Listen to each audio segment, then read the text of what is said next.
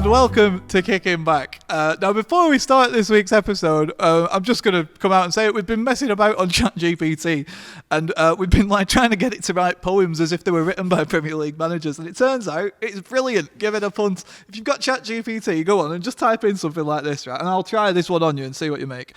See if you can guess who it is. They weren't written by Premier League managers. They're not. No, they're not actually that written I'm by aware them. of. They've not submitted these to the robot, but it said I wrote, write me a short poem as written by them. I won't tell you who it was because I'll try it.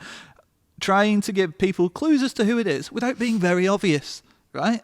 And tell me if you can guess who this is, because I think it's done brilliant. You got to be very poetical. I can be poet. Do you know what? I might even try this one in the voice. I don't know. I'll try it and I might lose confidence and go back to my voice. So. Right. Regret that already. All right, here we go. From the Nordic frost to the village green, in many lands my touch has been seen, with wisdom aged like a fine old wine. It's not like him. Decades on touchlines where I oft opine, from the eagle's nest to free lion's roar. Good clue that. I've walked through many a dressing room. I don't know what this voice is becoming. I've walked through many a dressing room door. A gentleman's approach, calm and wise, seeing football's dance through experienced eyes. I hope he doesn't sound like this in real life. He doesn't at all. He doesn't sound 1% like this. Okay, no, but just to conclude his poem. Language... I've forgotten what he actually sounds like now. Language and tactics both I've spun. A journey vast but never done. From South London's pride to the world's grand stage, I've penned each chapter, page by page. Who am I? Do you have to say it in that voice? I don't think so. I think I regret it, but I have done. We're here now. Who was that? Oh. Who the hell was that? Do you know? Are you Roy Hodgson? Yeah, it was, yeah. I'm sorry, Roy. I knew by the voice. Yeah, but could it tell straight away. I sounded like I were haunted. I sounded like a ghost. Yeah, you sounded, I don't know. You know like that film Christmas Carol? Yeah. That's what I got that vibe. I kind of felt like, towards the end, I felt like I'd lost any semblance of I might have had 1% of Roy by the start. But good London accent, I think. A journey vast, but never done. It's not good. But thank you. Anyway. Can I have a go? Yeah, go on. Have you got I'll one have a go. Like, if you can get one, it's brilliant. And at home, try this. It's unreal. You can just type in, give us a poem from it, and we could do players. We could do so much with it. It's daft. Okay. If I could give you a tip, don't try the accent. That'd be my only thing. I don't think I'll try the accent. Okay. I'm ready though. Okay. You've got to be poetic though. You've got to be like, you know what I mean? There'll be music playing under it, and I'll be like, Okay. Moving. In the dugout, I wear a special coat. My tactics and mind games. Like a steward? They surely gloat. Okay. With trophies galore, a special charm, I've managed big clubs with an iron arm. Could find a new job from this. This is full on. This is like narration. I've clashed with rivals, made headlines so sly. My touchline antics. Oh my. Oh my. The pause made it. In the world of football, I've reached the sky. Now tell me, dear reader, who am I? Amazing. Loved it. I think I've got it, but I might be wrong. Was it Klopp? No. No, it wasn't. Because I think he has a special coat. I like his coat. No, it wasn't. Right, who else has a special coat? Oh, was it Arsene Wenger? No, He used to have a special coat. I used to like his No. coat. I used to have a mate who'd do a cracking Wenger impression. I'm not going to try that either. I've clashed with rivals, made headlines so sly. That's why I thought Klopp. He clashes left, right and centre. He's just done it just now. He just loves a kick-off. My touchline antics. Oh my, oh my. It doesn't make it easier. Is it Mourinho? Yes. Hey! Of course it is. Do you know why I got that? I'm not even going to lie. The iron arm. No. Oh my. Oh my. That was the bit that gave it away. No, I'm messing. Right. Okay. So yeah, try it. It's amazing. What can you say? Amazing is it's getting there. I mean, I'm pretty impressed. I can't believe it come up with stuff like that. I'm loving life. This week is a massive week in the Premier League, isn't it? it's the biggest week. It's is. the game that everybody wants to see. It's Man City against Arsenal. It's been an interesting start to the season. I have this gut feeling in the back of my head that, to be honest, it's City's to win again. I don't know. And do you think this game will be telling at all? I don't think it'll be telling. I don't think City are in form. Well, judging by the last week, they're not in form. And I don't know, but I don't think that, I'm not going to say anything, but I think Arsenal might tip it. In my heart, yeah, I think the same, actually. So if we're going to both go out with a bold prediction like this, I feel like Arsenal, and it's form-based, and I also agree that I don't think this will really have any big impact on the outcome for the season. It's not that close. It's not that time yet. No. But I do sort of get the impression, just looking at where their form is at and how well they're playing, honestly, that it's anyone's game, obviously, but I just feel like Arsenal might be in a good enough run to do it. I think this is a bad time for City to play Arsenal.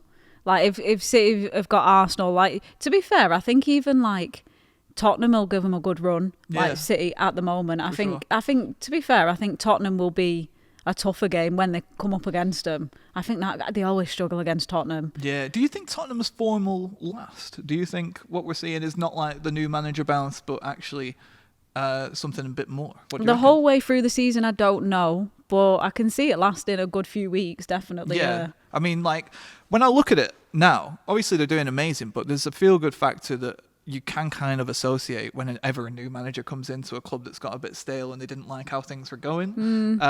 You bring a new manager in, everyone's happy. I'm not being funny, but United did it for Solskjaer for a bit, didn't they? Do you remember? What was Rio's famous quote? Rio Ferdinand said something, Ollie's at the wheel now, we don't have to worry anymore. And that's his mate though, isn't it? Yeah, but people brought that up on him for years following that. It's like, Ollie's at the wheel, Rio. Which, it is what it is. But with Tottenham, do you know what? They look kind of stable. Like, it doesn't look like new manager bounce like, oh yeah, we're just playing. We love playing now. It looks like a club, a team, actually, that are playing for each other, playing together. Things that, to be honest, Spurs were always decent, weren't they? They were always like really, really up there. But now, as well as that feel-good factor, as well as the new manager bounce. And by the way, Ange Postecoglou, from what I've basically gleaned off him from following when he was at Celtic and then doing a bit of background to find out what he was like when he was over in Australia. He's the real deal, that fella. Like, from what I can tell, it doesn't look like they're just playing for like that standard new manager bounce. It does I get the impression the team is changing. Yeah. And changing for the better without Kane, which is crazy. Yeah. So crazy, isn't it? It happens. It does, I guess. And while we're talking about managers, you can't really forget how crazy is it what Arteta's done at Arsenal in that period of time. Did you expect that when he actually moved over? Think of where Arsenal were at that point. Do you know what I mean? But I think the fact that he's worked under Pep and the fact that, he knows that style of play. Yeah. He knows how to win.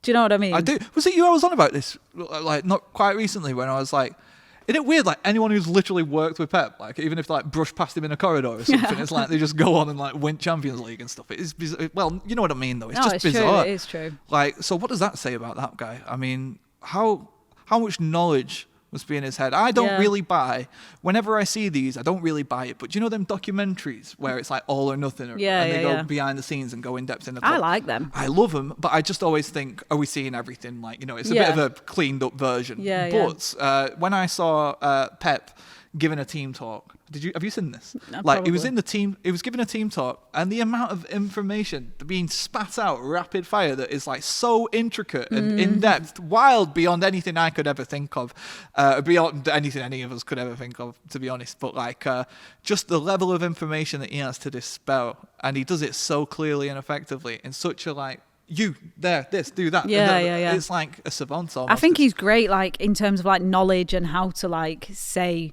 what he wants on the pitch, but he must also be good personally as well. Do you know what I mean? For the group to like have that effect on Arteta and company and those kind of managers now, they're doing exactly the same, creating the group, and you know what I mean. That's very important. And do you know what as well? Just one last thing on this, like, because it kind of gets glossed over. It happened. The news cycle moves that fast that I think you forget what happened like a few months ago. But do you remember the conversations around Arteta when it was like, is he going to get rid of Aubameyang or not, and things like that? Like, that was his problem, and he took a lot of flack around that time when it's like, you're not playing your player, what are you doing?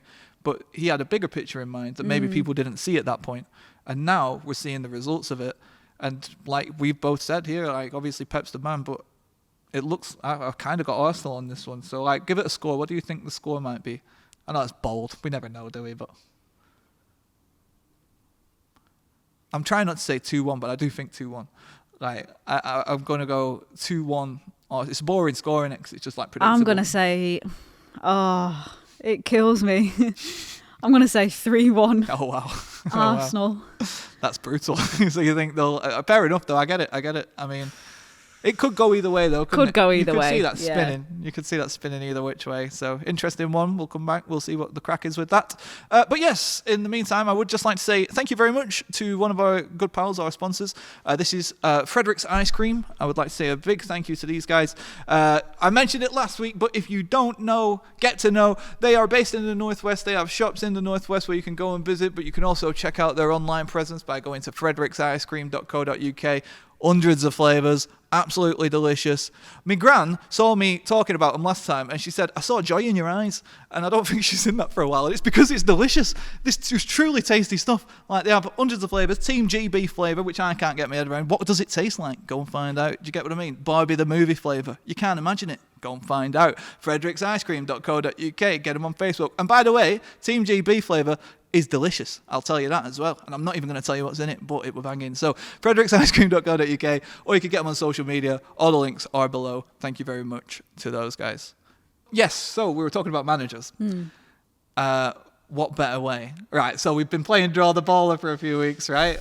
And it occurred to me, I was like, we've done a lot of players, but we've never done managers. Would you be up for trying Draw the Baller, but like a manager edition? We'll do Premier League managers. Let's try, yeah. Okay. Let's go for it. So, Premier League managers is a good one, I think, because in theory we should be able to tell a bit easier, I think, than some of the players. All right, yeah. There's fewer of them. Do you want to go first? I will. I'll go first. Okay. Wish me luck. I'm going to put my jacket on. It's getting a bit cold now. It's getting to winter. We're getting to that time, aren't we? We are. Oh, now then. So, if you've not seen it before, I've got 30 seconds to try and draw someone who I've been given by our producer, Areve, over there. Are we good to go with a clock as well? Right. Wish me luck. Good luck. Can't be worse than last time. Right. Ready whenever you are. You good to go?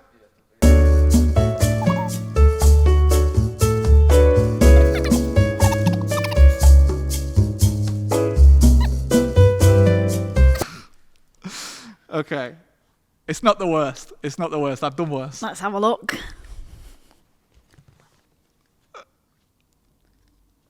Okay. I don't think that's too bad. I've seen... do you remember James Maddison when I tried to do James Maddison? I see where you're coming Look from. like me. To be fair, this one looks a bit like me. Right, but... So, what are you seeing? Talk me through it. Well, I'm just seeing an angry man. That's about it. Angry man with glasses. Yeah. You're with there. No hands and no feet. He does have hands. I'm not going to lie. At the inside, like... Yeah, he's wrapped cowed. He's a bit all chilly. Right. He's a bit chilly. And his feet are... all right. I don't know. He ain't got feet. Is it Klopp? It is. Of course it is getting. Come on. Just make him look angry. You'll have to get it. He's never happy. Right. There we go. Okay. Oh, is mine here? Yeah, it's handy, isn't it? Very handy. We changed it up. Wow. Okay. It's because... Right. I'm not sure what to make. Okay. Are we ready? I'm ready.